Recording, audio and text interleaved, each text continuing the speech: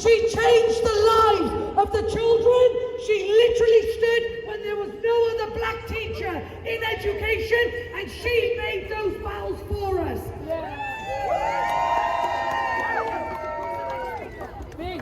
Yeah. Are you a woman? Okay, I better not then. Spanish. Sorry guys, just getting the logistics. Right, we would like to play. Right, you can introduce. So in name of the Spanish Students' Union, I acknowledge how ironic it is that it's me introducing them. And the Liberty Combativas, the revolutionary feminist organization in Spain, they had a massive student strike yesterday. They are on strike today. They have been in the forefront of the fight for feminism in the Spanish state, in the feminism in the world. We are going to play a message from Corolla Torre, the General Secretary of the Spanish Students' Union, and I just want to underline how amazing that is, that someone that is the General Secretary of the biggest and most combative students' union in Spain, and the biggest and most combative feminist organization in Spain, was able to send us a message of solidarity. That is internationalism. Just really quickly before we play this message, firstly, if you feel comfortable, please come in closer so that you can hear, that'd be amazing. And also please, we do have a few more speakers who are absolutely amazing, so please don't leave yet. Thank you. Don't ask me about tech.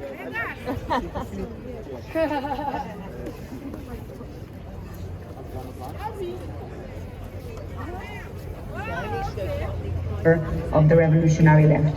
First of all, hello sisters and brothers and comrades, my name is Coral. I'm the General Secretary of the Student Union in the Spanish state and also a member of the feminist platform Libres y Combativas and a member of the revolutionary left.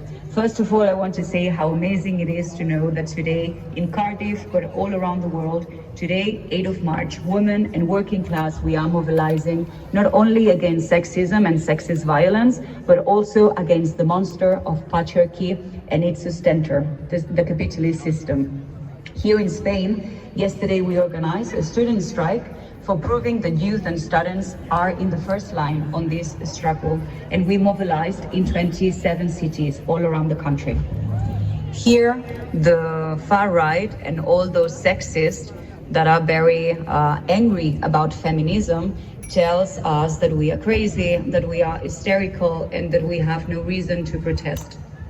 While this is happening, gender violence continues taking our lives, sexual assaults are continuing, inequalities persist, and not only in the streets, but also in the workplaces and our classrooms. The patriarchal justice that is completely full of sexist and Francoist people wants to crush and wants to smash our movement. As if it were a revenge against the feminist movement for everything that we've done, for all the historical feminist strikes that we organize, judges release our aggressors. They grant impunity to rapists, and they force victims to hand over their children to their abusers. And they also force us to interrogations to blame us, asking how we were dressed, if we were drunk or not, if we resisted enough when we were raped or when we were attacked. And obviously we know that this unbearable oppression that working class women and youth suffer has a lot to do with the advance of the global far right. All around the world there is a reactionary international that feels visceral hatred against the combative feminist movement. Trump, Elon Musk, Abascal here in Spain, Meloni, Milei, Alternative for Germany, Ayuso, that is the president of the Community of Madrid and the main fascist in all our country, have placed the working class, women, migrants, trans people as the enemy to be defeated. They no longer hide and they act in a savage way. I think that the genocide and the ethnic cleansing against the Palestinian people in the hands of the Nazi Zionist Netanyahu regime is a good example of this. And all these fascists share one goal, that is that working women become slaves again and that we keep quiet, and also to end any strike, mobilization and organization of the working class in general. Here we suffer it with Vox and the Popular Party. These confessed Francoist and these sexist and fascist that every day they talk about the false accusations against men, that they say that the sexist violence doesn't exist, and that in the name of God and bullfighting, they want to legally forbid education, inequality and consent in our classrooms. But there is something that we cannot forget, sisters, is that it has been us and only us, the working class women, the young women, the pensioners, the housewives, who cannot pay rent, and we suffer the privatization of public services. It was only us who have raised the combative feminist movement that we know today, and the feminist movement that these fascists are so afraid of. Because fascism cannot be discussed, it must be fight. And we have to fight them from where we are strong, that is in the streets and is with our organized struggle. We are not going to defeat the fascists through Twitter or the social media or even with very clever speeches in parliament.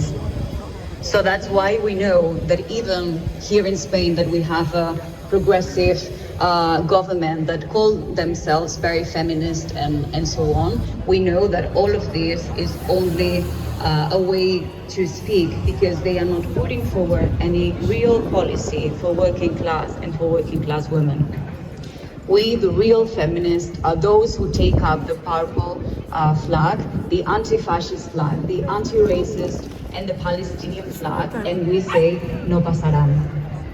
The real feminists, we know that we can only put an end to so many suffering and pain by ending with this unjust and barbaric capitalist system. So that's why today it's such an important day, because we take that flag to all the countries in the world. Revolutionary and feminist greetings to this demo in Cardiff. Your fight is our fight. We will win.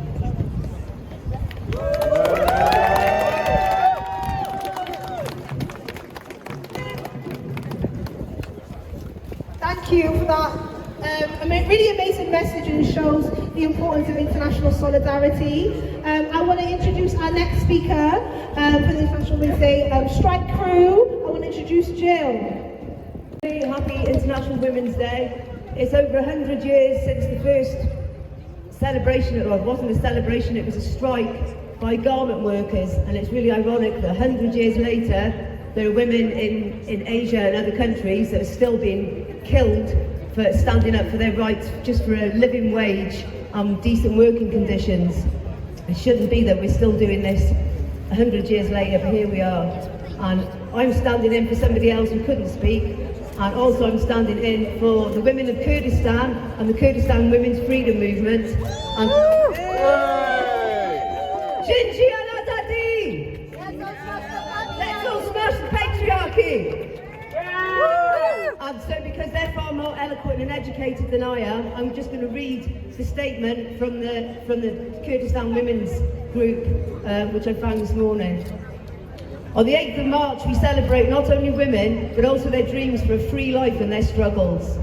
As this first quarter of the 21st century draws to a close, we see clearly how women have to take the lead in social liberation movements on all continents. We would like to salute every woman around the world and remember all the women whose efforts, resistance and sacrifices have brought women's liberation to this day. Women's movement and women's liberation are built on our bravest friends who risk their lives for belief and struggle for alternative, for a free life. It is no wonder that the system tries to maintain itself by suffocating in the most brutal ways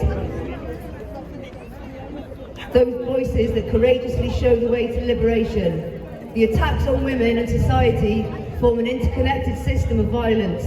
Femicide, imprisonment and death sentences for women activists, attacks on women's rights, objectification and sexualization of women, ideological wars that present women as inferior and dependent on men, denial of women's identity, rape as a weapon of war, economic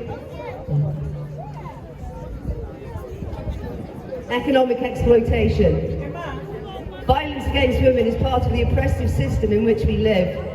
Capitalist modernity has grown on a millennia-old patriarchal mentality based on the enslavement of women, attacking the moral and political capacity of society, normalising militarism, the exploitation of human beings and nature. It divides society, cutting women off from society without limit in order to gain profit and power. We are witnessing the disastrous consequences of this system today as capitalist modernity faces a deep crisis.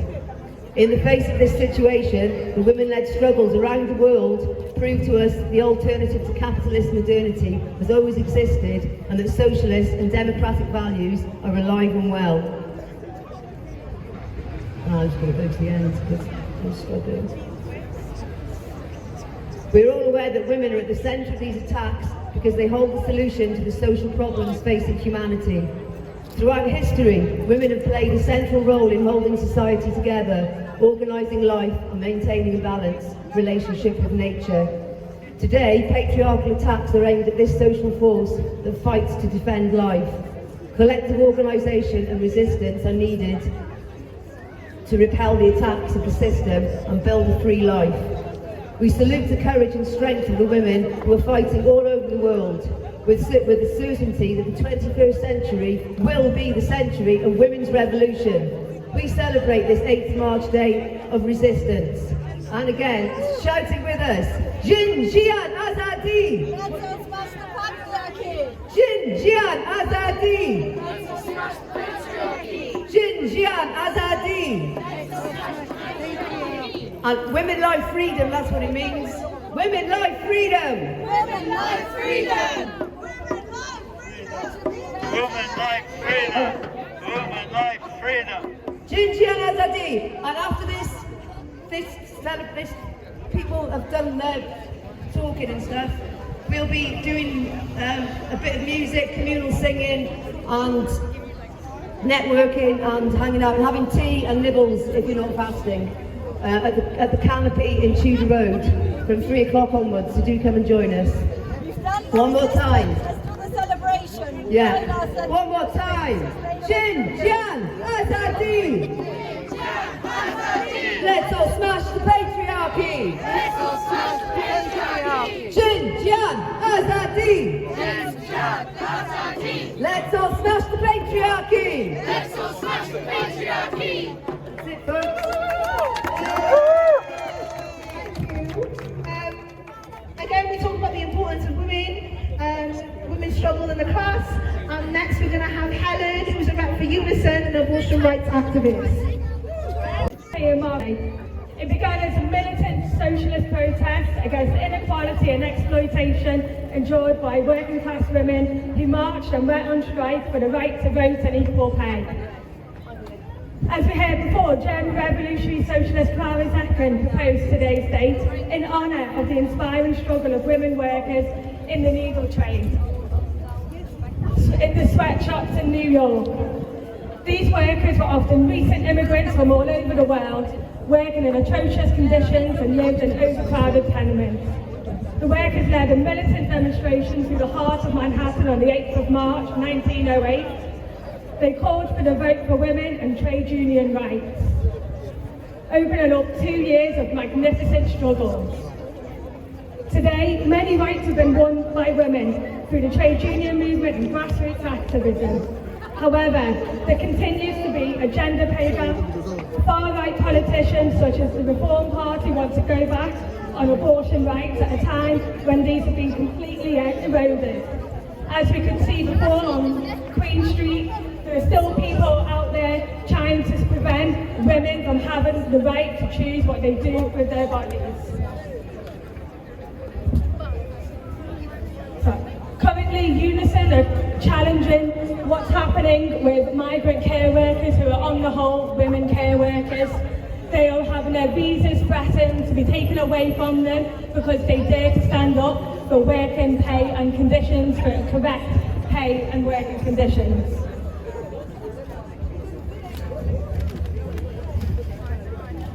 And the Labour Party has completely betrayed thousands of WASPy women who were promised compensation when their pension age was raised without proper notice.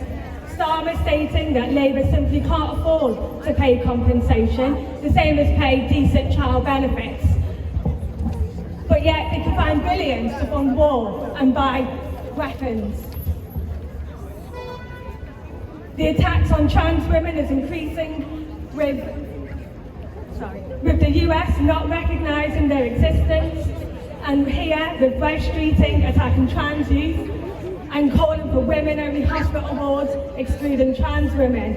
How does this make trans healthcare staff in those hospitals feel? It gives them an unsafe working place, and Unison support all of our trans members.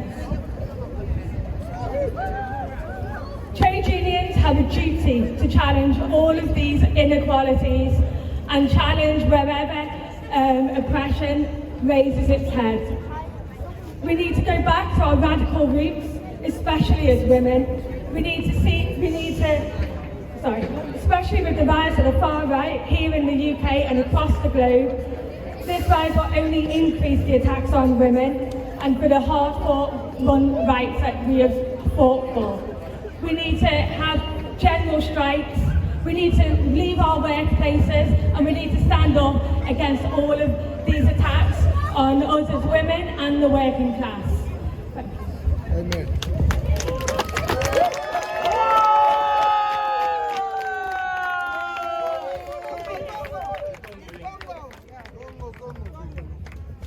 Hi, brothers and sisters. We came here to do the demonstration for the Congolese people. And fortunately, by random, we meet our brothers and sisters from other countries. It's not for random. God knows this day that many people, multicultural, will meet today. Congolese people have been suffering in the war by the Rwanda because of our mineral. And the rape is like a weapon of war. I will tell you, ladies have been raped every minute in the Congo. Even girls. Let me break your heart. The youngest girl who has been raped in the Congo was 6 months old. You can read through the the UN report, and human rights will see what the statement I'm doing now. The youngest has been 6 months old. They can break in your house. They want to rape the mother. They will oblige the sons and the husband to be there, closing, dancing, because the rapers are raping their mother. They can also cut the breast of the women to burn it and give the father to eat. So it has been horrible. So enough is enough. We have to stand up for our rights.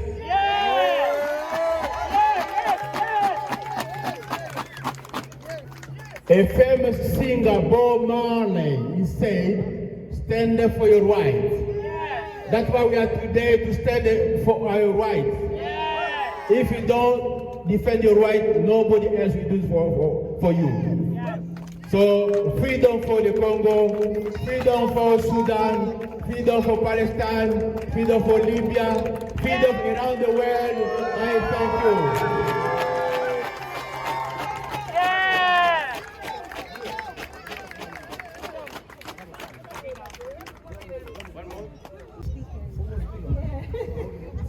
And thank you so much, guys, for joining us on this demonstration and raising the voice of people in Congo and uniting the struggle. Our next speaker is Samaya from the Muslim Association of Britain. Samaya, if you want to come and speak.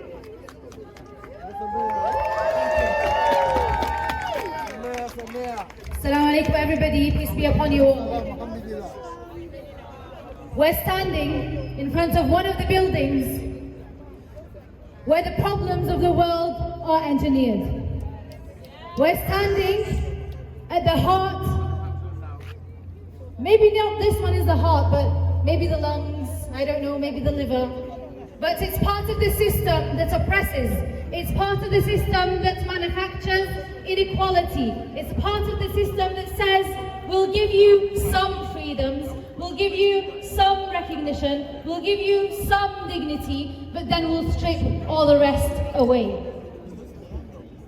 They will have statues like this one in front of the buildings. They will claim respect. They will claim that this is what they stand for.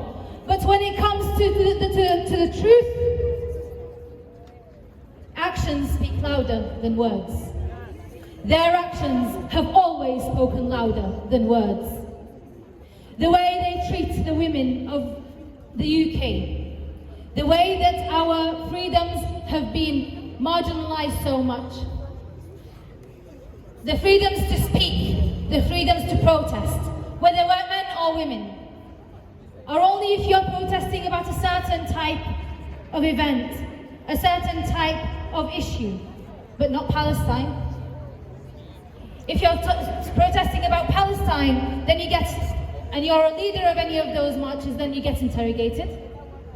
You get sent letters to your home. You get pulled in, you get stopped at borders, and you get all sorts of treatment. That shouldn't be the case.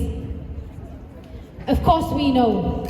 We can see right through the wall that they put in front of them. We know that Starmer, for example, will never stand for my right, or for your right, or for yours. We know for a fact that he will say things. He will employ the women, but he will still be the person he is. He might cry over certain issues, but never of the truth of people that are suffering. I wanted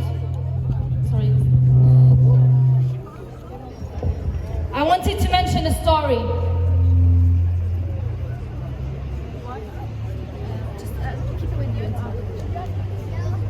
I wanted to mention a story, and we've already heard the story of Emily Pikes today. And I'm so grateful for being taught about her, because where else would I have known? How else would I have heard? Because our media doesn't tell us those stories. And today I wanted to share with you a story of a Palestinian woman called Taghreed. Taghreed is the sound of the singing of birds. Her parents chose for her a name that screams and sings of freedom, that sings the sounds and the melodies of birds flocking, and I'm sorry, this is very distracting. Taghreed, unfortunately, lost her whole family in Gaza. Her husband, all of her children were killed. She says, the only person I saw was my daughter, Ragad. She was a body without a head. All of their bodies flew from the 5th floor to the street. If I move away from the speaker. All of their bodies flew from the 5th floor to the street. Hidayah was lost until the next day. The explosion dropped her body to a neighbor's house with her cat, which she loved very much. Taghreed, the sound of the singing bird singing with joy. I don't think we'll be singing, or at least in her account, was not singing of joy at all. The sounds of joy, the sounds of freedom are being suppressed on purpose.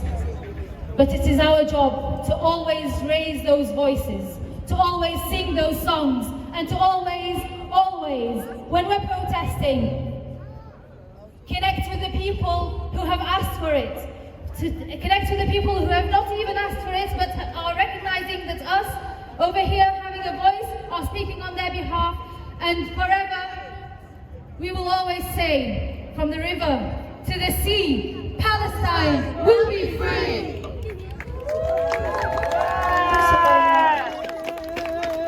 I want to introduce our next speaker. I want to bring Sarah to the front. Sarah is part of Cardiff Met's Feminist Society. Thank you very much. So it's quite fitting that we're here in front of the Betty Campbell statue, because She's actually an honorary fellow at Cardiff Met. As a feminist collective, we're trying to make our university a safe space for all women to study, and we will continue to fight on their behalf when experiencing injustice on campus. Nearly 1 in 2 people in the UK says that feminism has gone too far, but all of us here today know that there is still so much to do. Today we've marched for all women everywhere, but especially trans women and women from the global south who are suffering, and obviously especially the women of Gaza and the women of Congo. Intersectionality isn't optional. If your feminism isn't intersectional, then it's not proper feminism. We have to use our privilege to help those who are marginalised and multi-marginalised, and fight for them every single day, not just today, because their fight is my fight, is your fight, is our fight.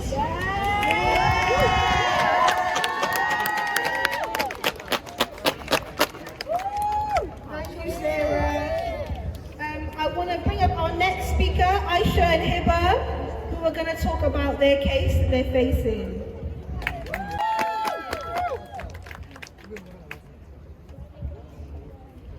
Salam. Today I want to talk to you about the UK's racist approach to feminism. In June 2024, during the general election, my friend and I peacefully protested our Zionist MP, Alex Davis-Jones. Alex Davis-Jones is a Labour MP for the Pontypridd constituency. Publicly, she has based her entire campaign and platform on feminism and misogyny. And she campaigns to stop violence against women and girls. But Alex's campaign is really just a shield. Beneath it, she hides her disgustingly Zionist Zionist voting record. She refused to vote for a ceasefire.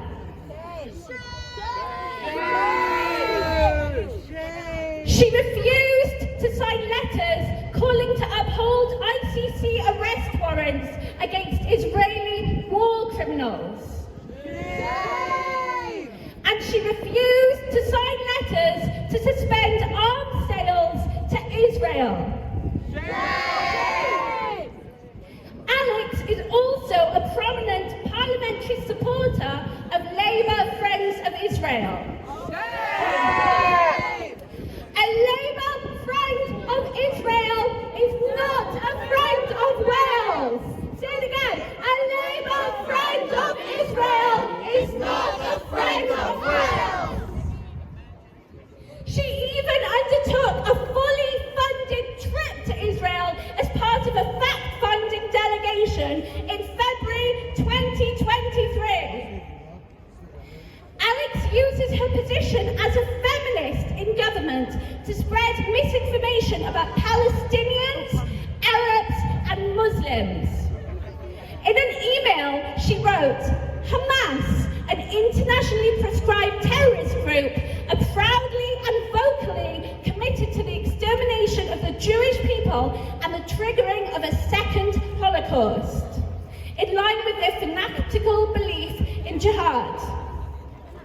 When the general election was announced in May 2024, it had been 229 days since the start of Israel's accelerated genocide against the Palestinian people in Gaza. We were leafleting our neighbourhood about the genocide and our MP-elect's stance. The leaflets were titled "Questions to Ask Alex Davis-Jones When She Knocks," and listed with 6 easy questions, such as, why didn't you vote for a ceasefire? While leafleting, we actually saw Alex Davis-Jones. She approached us. She crossed the street to approach us and said hello. My friend began filming the conversation, which lasted no more than 5 minutes. The first minute was calm and friendly as we allowed Alex to talk about her passion for our constituency before we showed her the leaflet leaflets we were handing out and explained that we had attempted to contact her about Palestine for months and months.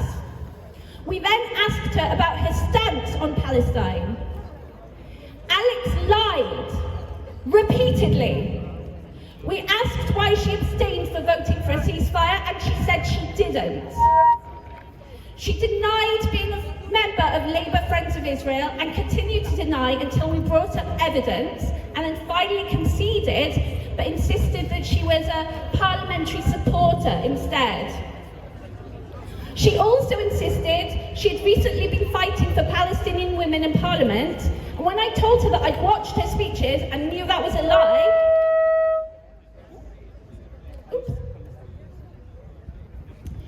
she told me we'd have to agree to disagree on the subject of genocide. 3 days later, on July 29th, I decided to post a small clip of the footage onto my Instagram. It was 20 seconds long with 10 seconds of footage of us. I had a second video clip edited and ready to go. This video clip was of her denying being a parliamentary member of Labour Friends of Israel. I posted the Instagram video at around 4:30 p.m. on July 29th. Just over 3 hours later, at 8 p.m, I was home alone and over a dozen police officers swarmed my door and windows. They began banging my door, yelling my name, and several male officers tried to climb in through my windows. I was not dressed when they knocked, and I was in shock. So I phoned a friend, and he said the noise coming from the cops, who were outside my house, was so loud, he had to hold the phone away from his ear. The cops threatened to break my door down, even when I begged them to let me get changed first. They counted 3, 2, 1, so I finally conceded and unlocked the door, but I had no idea what was going on. So they chased me into my bathroom, ripped my bra out of my hands and told me I was under arrest. I was in a state of shock. I said I needed to make a phone call, and when I picked my phone up, a cop immediately screamed, "She's resisting arrest." Suddenly multiple cops lunged at me in my tiny bathroom, grabbing me so roughly that they snapped my phone case and bruised me all over. They threw me against a wall, pulled my hands behind my back and handcuffed me, then dragged me around my house. When I was in my kitchen surrounded by cops, they told me I was under arrest because I had intimidated Alex Davis-Jones and she felt scared and unsafe. They said that I did this specifically by posting an intimidating video on Instagram. Right before putting me in the van, a male cop said, "Let's make this more comfortable for you," referring to my handcuffs, then proceeded to cuff my wrists as tight as possible to the point where they were cutting my flesh. I was thrown on the floor and told I was being arrested incommunicado, which meant no one would know where I was. Not my mum, not my loved ones, not even my housemates. When the van drove, it was speeding, and I was unable to stop myself from rolling and flying around on the floor, crying out in pain as I landed harshly on the cuffs. I was kept in custody for just under 24 hours, spending the entire time in a cell in solitary confinement. My housemate was arrested shortly after me and was repeatedly threatened in custody. The police told them that if they didn't tell them where they were born, the cops would strap them down and force them to talk. The cops also alluded to threats of sexual assault. They threatened to strip them and force them to wear degrading clothing. This was all to force us to speak without a lawyer present. We were given 7 bail conditions. My housemate was told that they couldn't go back home and made them homeless. This is all, let me remind you, because of a truthful 20-second video on social media. Alex Davis-Jones ordered a person of colour to be made homeless, and an Arab woman to be raided by dozens of cops while half-dressed and home alone, cuffed, beaten and brutalised. This is the same MP whose entire public persona is tied to fighting against violence towards women and girls.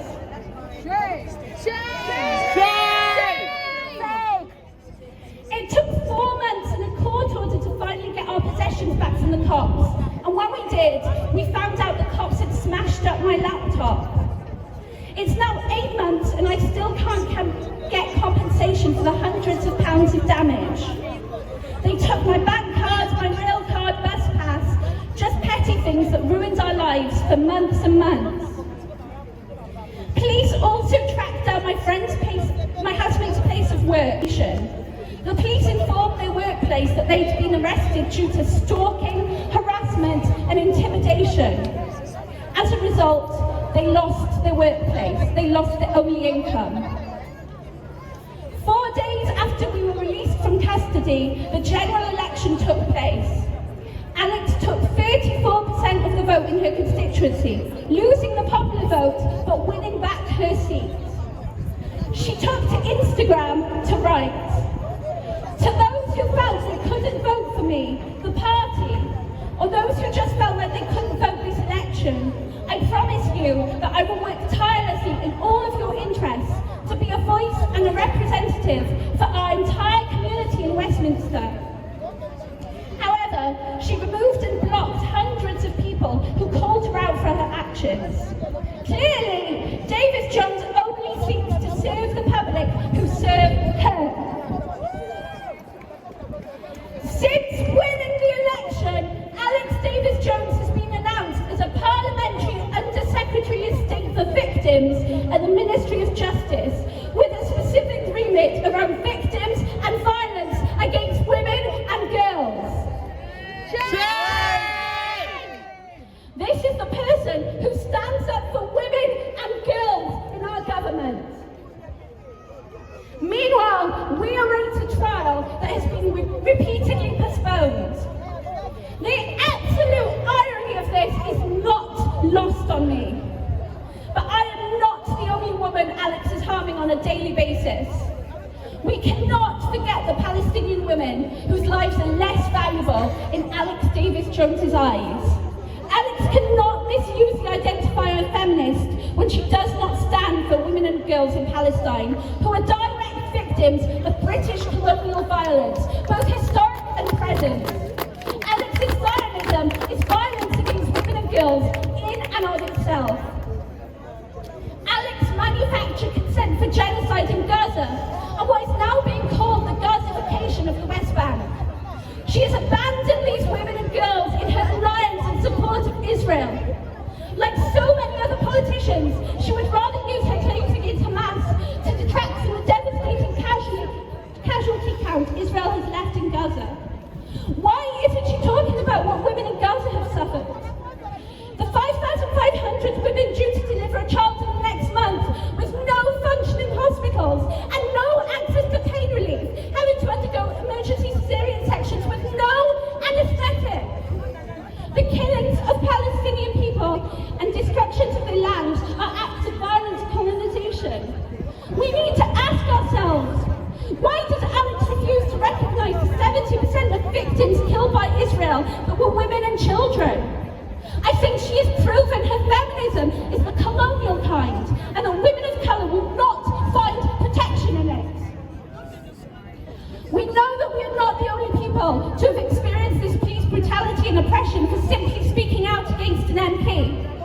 There are people up and down the country who are being raided and arrested and beaten by cops, and I have heard their stories. I am an Arab constituent of Alex Davis Jones, but I am also secure in so many ways, in my citizenship, in my support network, and in other ways. A lot of other activists and constituents don't have the same security. It horrifies me to think that there are likely many people throughout the UK who have been oppressed the way that I have, but cannot share their stories. This is why this International Women's Day, it is really important that I use my voice to speak out and make people aware of how our Minister for Violence and for Victims of Violence against Women and Girls has enacted violence towards skills in the UK and in Palestine. And because, unfortunately, I have to make a disclaimer for my own safety. I am not asking you to contact Alex Davis-Jones. In fact, I absolutely do not want any contact with her at all, directly or indirectly. I am expressing my right to talk freely about what happened in the UK and to me, to two people who spoke out about Palestine. I checked with my lawyer and I'm allowed to do this. My bail condition is with me right now. So, happy International Women's Day to the women of Palestine, the women of Congo, the women of Sudan, to women everywhere. Thank you for letting me share my story. Thanks, guys, for solidarity. I want to introduce Sharifa to just do a quick announcement of an event that's happening this week. Assalamualaikum all. On Sunday, the 16th of March, there is a community iftar. And what, if you don't know what an iftar is, it's when Muslims break their fast. So break some bread with us on the 16th of March in Grange Pavilion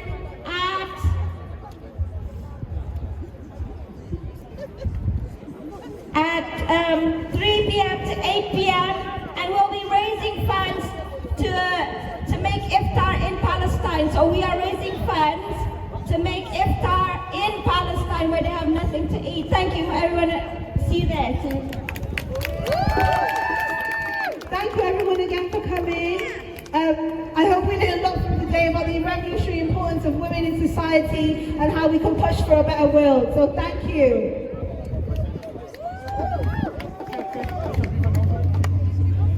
Just before we go, if anybody by any chance will be able to get down to Swansea on Wednesday, March the 12th in the morning, 9:30 a.m. in front of the Guildhall, we'll be protesting about the Wales Pension Fund being invested in arms companies involved in the genocide in Palestine and around the world.